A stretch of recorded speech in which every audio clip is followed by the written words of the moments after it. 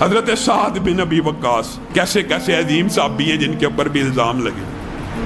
سعد بن ابی وقاص کو کوفہ کا حضرت عمر نے گورنر بنا دیا۔ کوفہ کے لوگوں کے بارے میں آپ جانتے ہیں کیسے اللہ معاف کرے بدبخت لوگ تھے۔ حضرت عمر کو شکایتیں بھیجنا شروع کر دی سعد بن ابی وقاص کے بارے میں کہ ایسے ایسے حضرت عمر نے بلا لیا، کیا تو ایسے نماز پڑھتا ہے؟ سعد بن ابی وقاص مسکرانا شروع ہو گئے، کہنے لگے میں تو ایسی نماز پڑھتا ہوں عشاء کی کہ پہلی 2 رکعتیں لمبی ہوتی ہیں، دوسری 2 رکعتیں چھوٹی ہوتی ہیں۔ میں نے تو خود رسول اللہ سے نماز سیکھی ہے، میں لوگوں کو غلط نماز کیسے پڑھاؤں گا؟ حضرت عمر نے کہا مجھے آپ کے بارے میں یہی یقین تھا۔ پھر ہرکارے بھیجے کہ جاؤ اس کے خلاف کوئی گواہ لے کے آؤ۔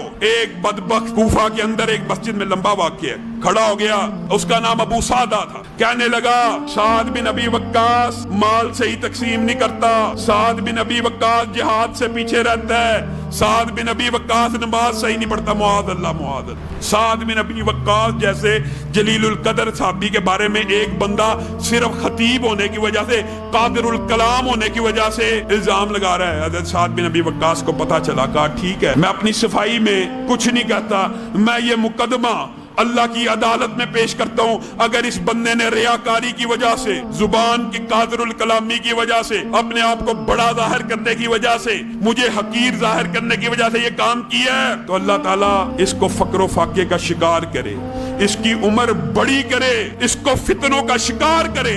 اس نے مجھ پہ 3 الزام لگائے، میں اس کو 3 بددعائیں دیتا ہوں۔ اگر میں مظلوم ہوا، یہ ظالم ہوا، اس کو یہ 3 بددعائیں لگ جائیں گی۔ پھر راوی نے خود لکھا ہے، راوی کہتا ہے اللہ کی قسم ایسی بددعا لگی، وہ ابو سعدہ بوڑھا ہو گیا، بوڑھا، پیسہ جیب میں ایک نہیں رہا، وہ گلیوں میں لوگوں سے بھیک مانگتا، اتنا بوڑھا ہوا کہ بھویں آنکھوں کے آگے آ جاتی اور وہ بھووں کو اٹھاتا، آنکھوں کو کھولتا اور راہ جاتی لڑکیوں کو چھیڑتا۔